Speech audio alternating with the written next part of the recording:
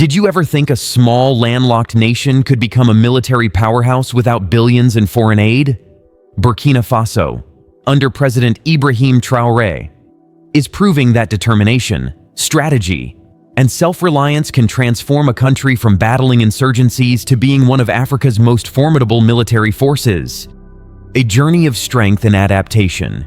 Since its founding in 1964, the Air Force has steadily evolved, adapting to challenges and enhancing its capabilities to meet the security needs of the nation. Burkina Faso's Air Force began modestly as the Republic of Upper Volta Air Squadron.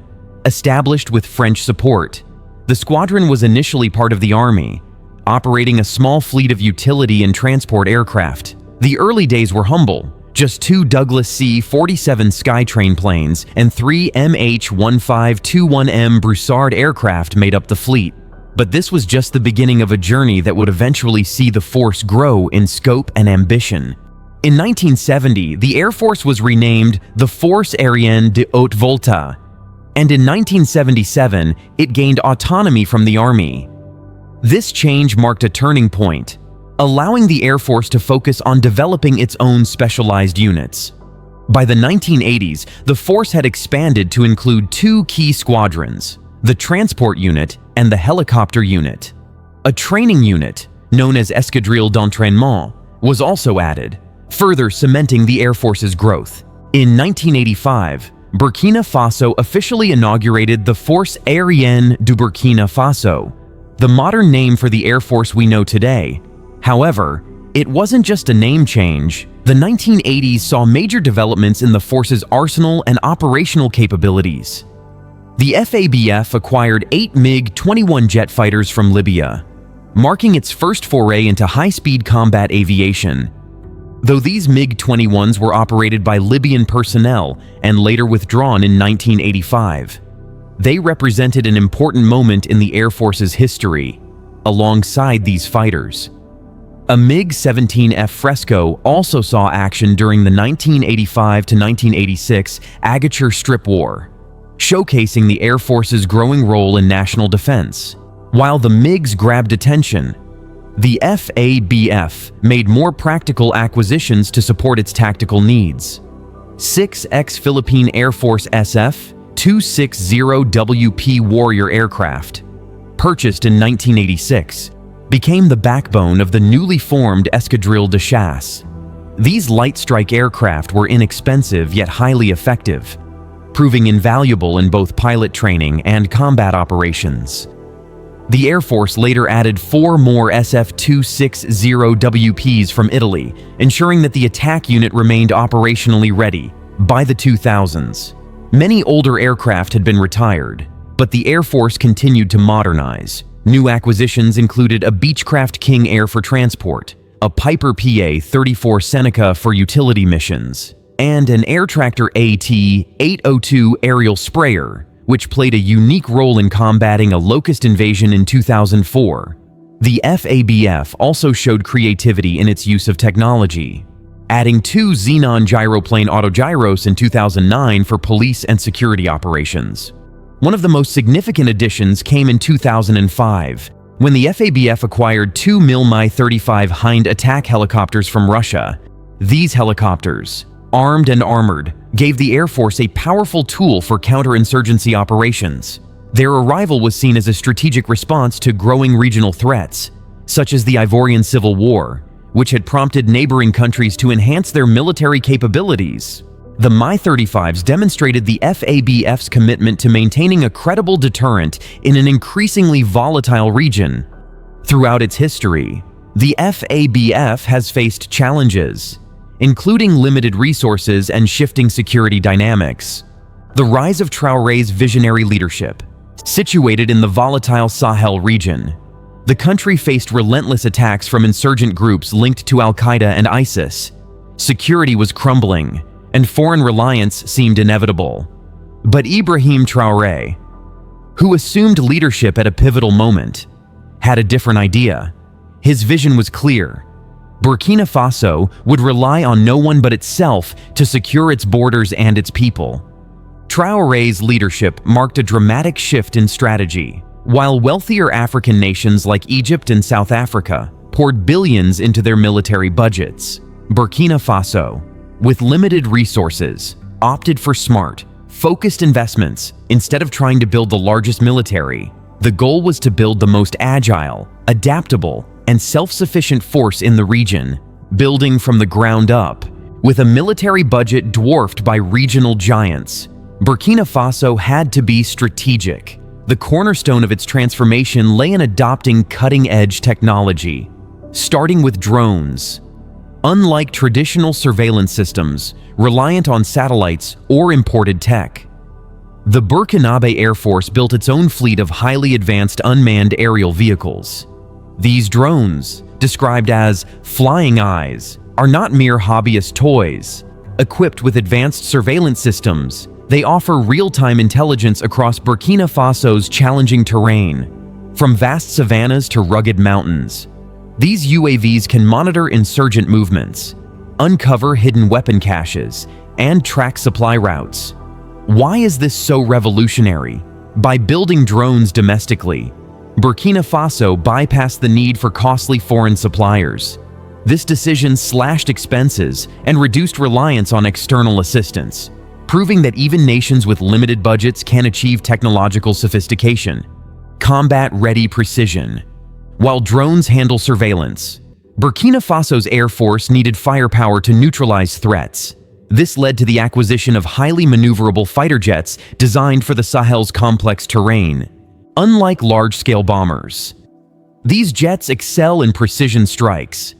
Equipped with advanced targeting systems, they can eliminate insurgent hideouts with surgical accuracy, minimizing collateral damage. Whether supporting ground troops or conducting independent operations, these aircraft are perfectly suited to Burkina Faso's unique operational needs.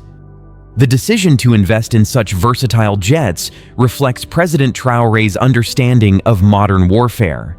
Insurgents in the Sahel are not traditional armies. They're mobile groups that hide among civilian populations or retreat to remote locations. Precision technology allows Burkina Faso to strike decisively without endangering innocent lives. Infrastructure matters. What good is advanced technology if it can't be deployed swiftly? Burkina Faso addressed this by constructing strategically located air bases across the country.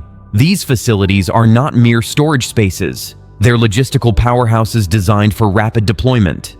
Aircraft can be refueled, rearmed, and dispatched within hours, ensuring that the Air Force remains responsive. By positioning these bases near insurgency hotspots, Burkina Faso has achieved unmatched agility, responding to threats before they spiral out of control. This infrastructure upgrade reflects a key aspect of Traoré's vision. Speed is as critical as strength in modern warfare. Insurgent threats often emerge and escalate quickly. The ability to respond in real time gives Burkina Faso a significant tactical edge. Honorine Moyenga, behind every transformation lies inspiring individuals, and Honorine Moyenga is one of Burkina Faso's brightest stars. 7 years ago, she became the country's first female military pilot, a milestone in a male-dominated field. Today, she's a fully qualified transport pilot actively participating in counterterrorism operations. Tugma's journey highlights the importance of homegrown talent. She admits the pressure of being the only woman among male colleagues, saying, "All eyes are on you, your work is scrutinized closely."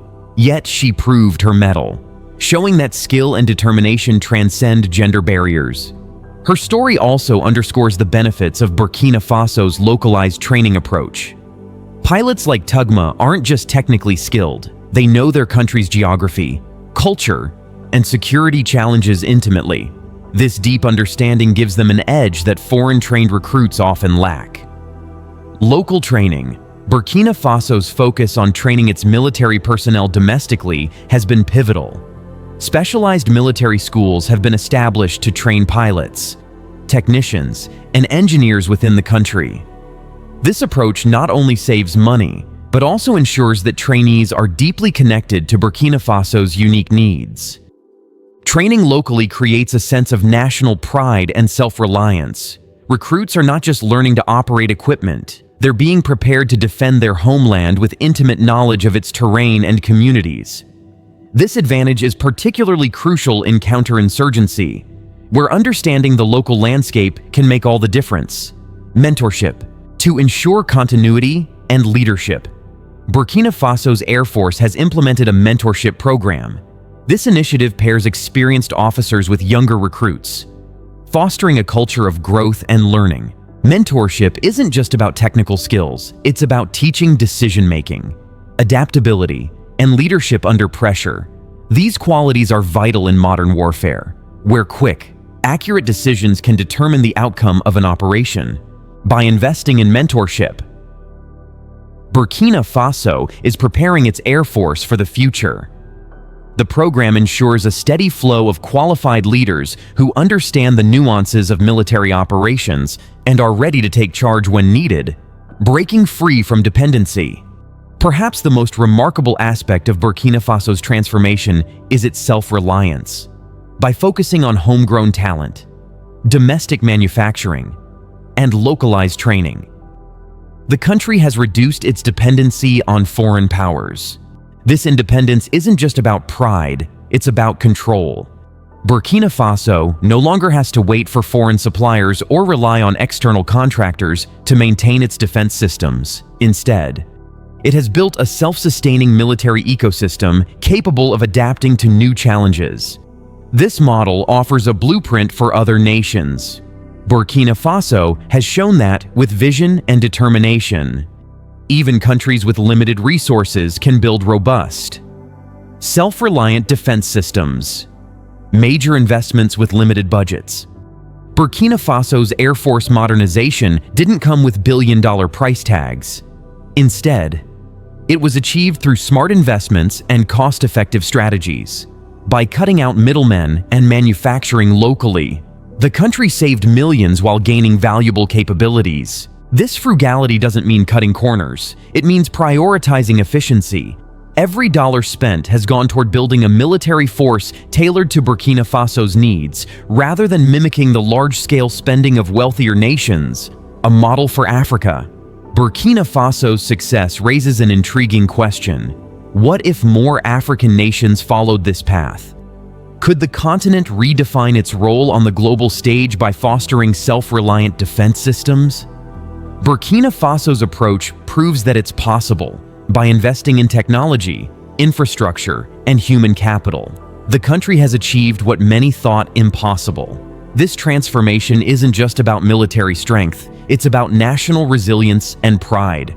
Burkina Faso's Air Force is now a symbol of hope and resilience, but the journey is far from over. To maintain its edge, the country must continue investing in its people, infrastructure, and technology. The challenges in the Sahel are constantly evolving, and Burkina Faso will need to adapt, yet, with its current trajectory, the nation is well positioned to meet future threats head-on. What's next for Burkina Faso and Africa?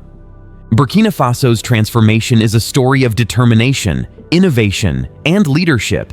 It shows that even in the face of adversity, nations can rise above their challenges. What do you think? Should more nations adopt Burkina Faso's model of self-reliance? Let us know in the comments. If you found this story inspiring, don't forget to like, subscribe, and hit the bell icon to stay updated on stories like this. Together, let's explore how nations like Burkina Faso are shaping a brighter future.